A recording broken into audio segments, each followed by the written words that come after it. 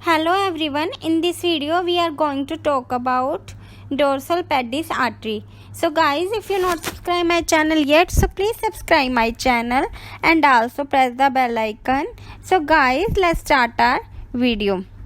So as you can see on the diagram, this is a dorsal pedis artery.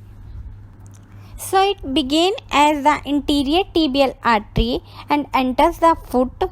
As it crosses the ankle joint, it becomes the dorsalis pedis artery. So in the foot, it is the anterior tibial artery, and when it crosses the ankle joint, it becomes the dorsal pedis artery. It passes over the dorsal aspect of the tarsal bone, then move inferiorly towards the sole of the foot.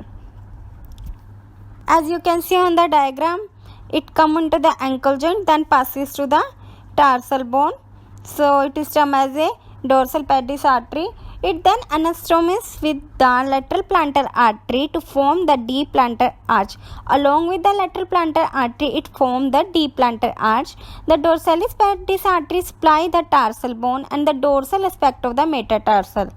Via the deep plantar arch, it also contributes to the supply of the toes. So this is the dorsalis pedis artery. Next we discuss the relation of the dorsalis pedis artery. So it begins in front of the ankle joint as a continuation of the anterior tibial artery, as we discussed in the introduction of the dorsalis pedis artery. It is superficial in position and crossed by the inferior extensor retinaculum and the first tendon of the extensor digitorum brevis. As you can see on the diagram, these arteries crossed by the extensor retinaculum and the extensor digitorum brevis, and the medially there is a tendon of the extensor hallucis longus, and the laterally there is a deep peroneal nerve and the extensor digitorum longus. So this is the relation of the dorsalis pedis artery. Medially there is a extensor hallucis longus and the laterally there is a extensor digitorum longus.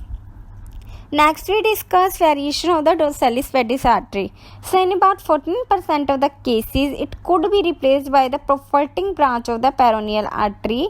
It could be too large to compensate for the small lateral plantar artery of the sole of the foot. So these are the variation of the dorsalis pedis artery.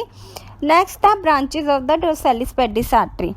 So first one is there is a lateral tarsal artery. And the second one is there is a arcuate artery, as you can see on the diagram. Third is metatarsal branches for the metatarsals. And the fourth one is first dorsal metatarsal artery. So these are the branches of the dorsalis pedis artery. So first we discuss what is dorsalis pedis artery. Next we discuss relations, variations and the branches. Now we discuss the clinical anatomy of the dorsal pedis artery. So the dorsalis pedis artery pulse can be palpated lateral to the extensor hallucis longus tendon on the dorsum of the foot. So the pulse can be palpated lateral to the extensor hallucis longus tendon. It is often examined by the physician in cases of peripheral vascular disease. So when the person is suffering from the PVD, so it is important examination done by the dorsalis pedis artery. Recently, MR angiography has been reported as an acute technique for analyzing the foot arteries in the diabetic patient refer for surgical revascularization. So this is the clinical anatomy on which pulse can be palpated, or for the peripheral vascular disease it can be examined, and in the diabetic patient MR angiography has been reported.